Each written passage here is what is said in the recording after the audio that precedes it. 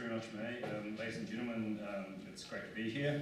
It's lovely to see so many friends and colleagues here today. I'm really pleased to have a chance to make a few remarks about the role of Asian leaders in the New Zealand public sector.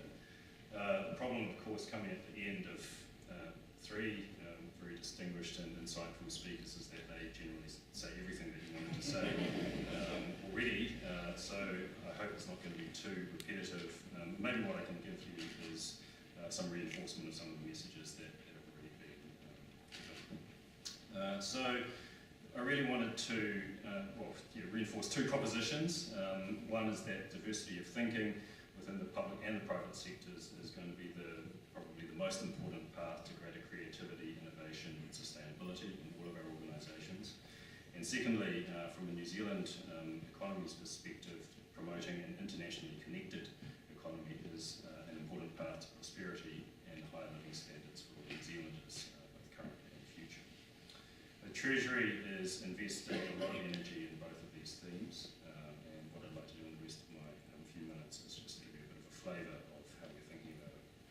Firstly, on diversity of thinking, I think, for this audience, I don't need to really say to this audience that to be sustainable and innovative, organisations really need to recognise the rich and diverse backgrounds of all of their stakeholders, not only their customers, but also their employees, their managers, etc., and work hard, really hard, on turning that diversity into value. It really helps to set the tone at the top, so I echo the comments that other speakers have made about the relevance of leaders that not only physically connote diversity just by looking at them, look at your leaders and you see difference across gender, across ethnic background and so on, but also that those leaders really signal strongly through their organisations that they value diversity of thinking and diversity of background as a means to enhance innovative thinking. So I think I'd really put a lot of emphasis on this because human nature, I believe, is inherently tribal, and so it's really easy to, for example, hire people that are like yourself, to associate with people that are like yourself, and to, collect people that are like yourself and try to solve problems. And that's obviously not the most productive way forward in an increasingly complex business environment and public sector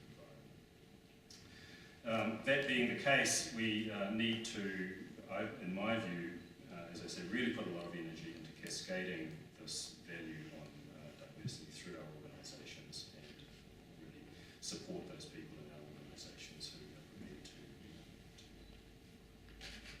revel in their diversity and the richness of their own backgrounds.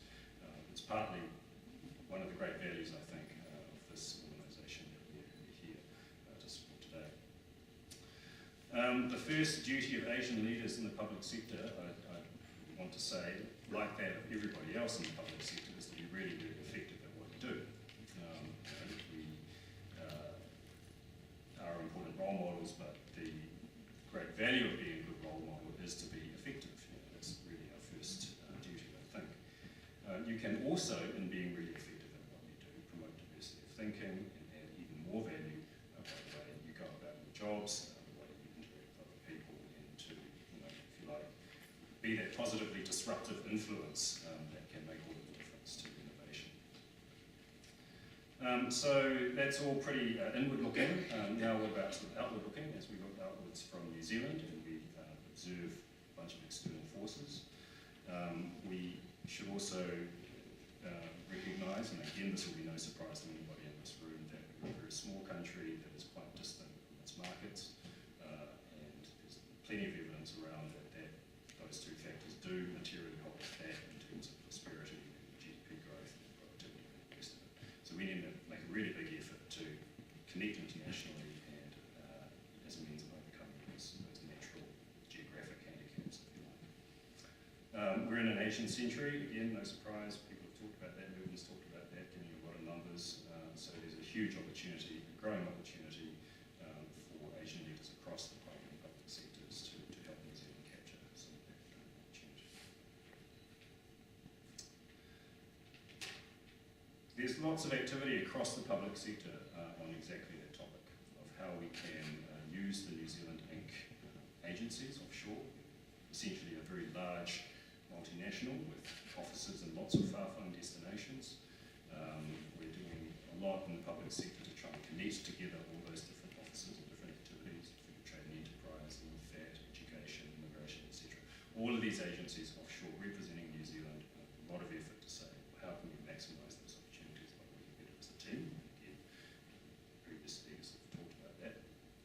We're also thinking a lot about the policy settings and policy interventions that different departments can make to enhancing the internationalisation of the New Zealand economy. Andrew spoke about that. It's really a case of saying, well, you know, the next sort of public sector 2.0, if you like, is to say, now that we know how to do accountability, good governance, and all the rest of it, we'll help with the next piece, which is working together and seeing where we can make a collective difference. The people in this room, both public and private sector, can really help in that.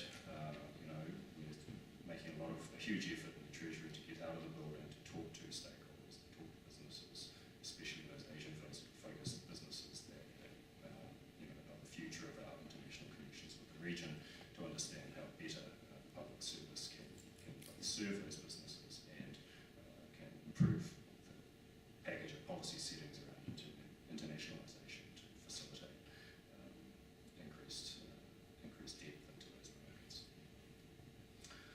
Once again, I'd echo the thought that there's plenty of people around in our Asian backyard that have a real fondness for New Zealand, and we can really lever that into value for New Zealand. New Zealand has a well-deserved reputation for being straight shooters, for transparency, for integrity, for doing things the right way.